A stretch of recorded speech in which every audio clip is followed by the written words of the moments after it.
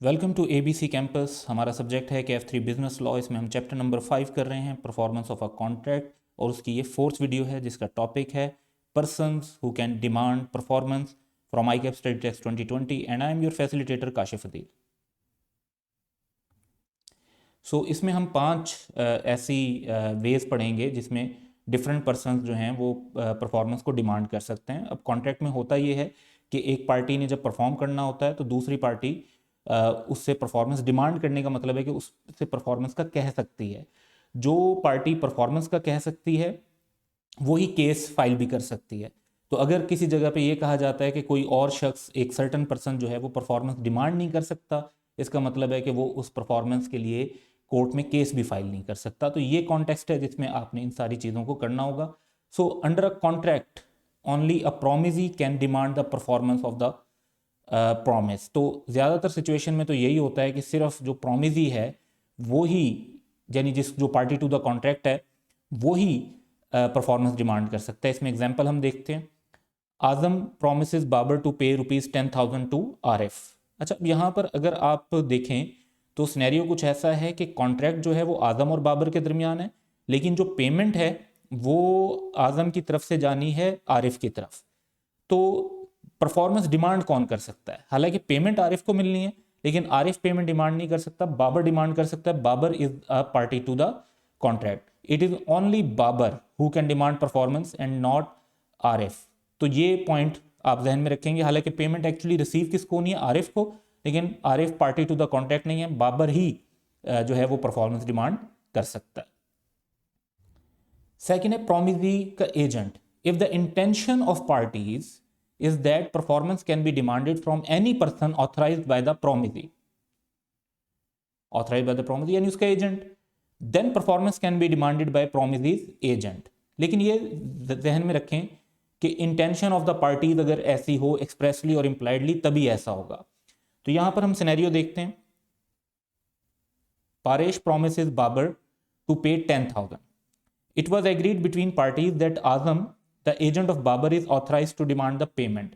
अब नॉर्मली क्या होता कि सिर्फ जो है आजम जो है वो ही सिर्फ डिमांड कर सकता था, बाबर ही सिर्फ डिमांड कर सकता था, लेकिन अब आजम भी डिमांड कर सकता है। तो परफॉर्मेंस में भी demanded by Azam and performance में भी डिमांडेड बाय बाबर। तो मेन प्रोमिसी भी कर सकता है और प्रोमिसी का एजेंट भी कर सकता है। Legal representative. So unless a contrary intention, यानी अगर तो कॉन्ट्रैक्ट में आप ये बात इंटेंशन शो कर देते हैं कि जी लीगल रिप्रेजेंटेटिव इसमें इन्वॉल्व नहीं होंगे, फिर भी एक अलग बात है। या कॉन्ट्रैक्ट जहां पे पर्सनल नेचर का हो तो वो भी एक अलग बात है। इसके अलावा डेथ की सूरत में लीगल रिप्रेजेंटेटिव जो हैं वो परफॉर्मेंस डिमांड कर सकते हैं।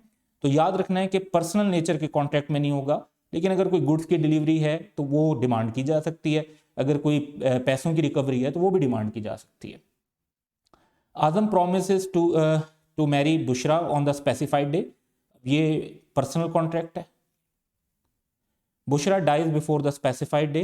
The legal representative of Bushra can not demand performance of the promise from Azam because the contract is of personal nature, और लीगल रिप्रेजेंटेटिव इस सिचुएशन में परफॉर्मेंस डिमांड नहीं कर सकते, पॉसिबल भी नहीं रहा वैसे। Third party. A third party can also demand the performance of the contract in some exceptional cases, like beneficiary in case of trust or the person for whose benefit the provision is made in family arrangement। अच्छा, इस point को थोड़ा सा मैं चाहूँगा कि हम ज़रा डिटेल में डिस्कस करें। तो एक ट्रस्ट में सिनेरियो जो होता है कि एक या कुछ लोग मिलकर कुछ प्रॉपर्टीज़ एक ट्रस्ट को देते हैं, जिसके जो ट्रस्ट को मैनेज करने वाले लोग होते हैं उन्हें ट्रस्टीज़ कहते हैं, और जिन लोगों के बेनिफिट के लिए उस प्रॉपर्टी को मैनेज किया जाता है उन्हें बेनिफिशियरी कहते हैं। अब कॉन्ट्रैक्ट जो होता है वो ऑथर ऑफ ट्रस्ट और ट्रस्टीज के दरमियान होता है, लेकिन बेनिफिशरीज भी उसमें केस फाइल कर सकते हैं, वो भी परफॉर्मेंस डिमांड कर सकते हैं। हालांकि बेनिफिशरीज जो हैं वो हो सकता है कि पार्टी टू द कॉन्ट्रैक्ट ना हो, बाजुकात हो भी सकते हैं और नहीं भी हो सकते। तो इसी तरीके से अगर फैमिली अरेंजमेंट में जो है मिलकर ये तय होता है कि दो लोग आपस में डिसाइड करते हैं कि वो किसी थर्ड फैमिली मेंबर को फैसिलिटेट करेंगे, तो वो थर्ड फैमिली मेंबर उन पर केस कर सकता है। हालांकि third family member party to the contract नहीं है। सो a third party can also demand the performance of contract in some exceptional cases, like beneficiary in case of trust और person for whose benefit the provision is made in family arrangement. So यहां पर हम इसका scenario देखते हैं। Azam transfers property to Babar under trust for the benefit of Majid. Majid party to the contract नहीं है, party to the contract है आजम और बाबर। तो क्या माजिद परफॉर्मेंस डिमांड कर सकेगा? क्योंकि अंडर ट्रस्ट है तो ऑब्वियसली इसमें किया जा सकेगा। अब हालांकि देखें कॉन्ट्रैक्ट जो है वो आजम और बाबर के दरमियान है, लेकिन Majid can also demand performance. तो ये एक एक्सेप्शनल सिचुएशन के अंदर फॉल कर रहा है इस वजह से, and that exceptional situation is trust. Joint promises, fifth and last area के, अगर सेवरल प्रोमिसेस हों तो unless the contrary intention appears, तो रूल क्या है? तो अगर तो कॉन्ट्रेरी इंटेंशन है पार्टीज की तो फिर तो जो उन्होंने इंटेंट किया था उसको फॉलो करेंगे। In the absence of any thing agreed otherwise, जो रूल्स हैं वो क्या होंगे?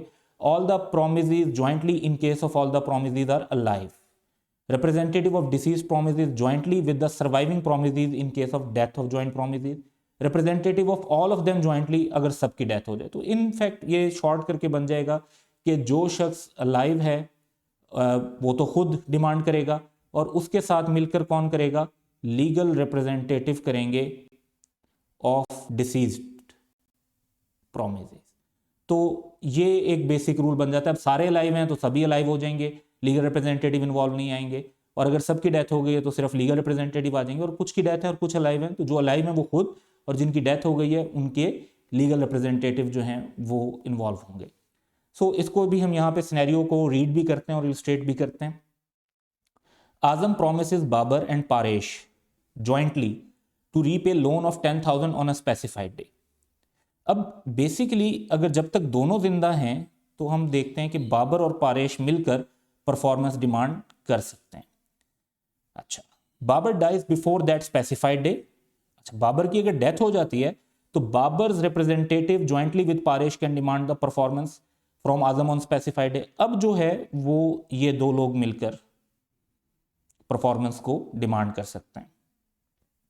If both Babar and Paresh die before the specified day, तो फिर उनके जो लीगल रिप्रेजेंटेटिव होंगे वो मिलकर उस परफॉर्मेंस को डिमांड कर सकते हैं। तो जब दोनों लाइव थे तो दोनों कर सकते थे, एक की डेथ हो गई तो उसके लीगल रिप्रेजेंटेटिव उसकी जगह ले लेंगे, और जब सबकी डेथ हो जाएगी तो उन सबके लीगल रिप्रेजेंटेटिव उनकी जगह ले लेंगे। So that's all for today, have a good day.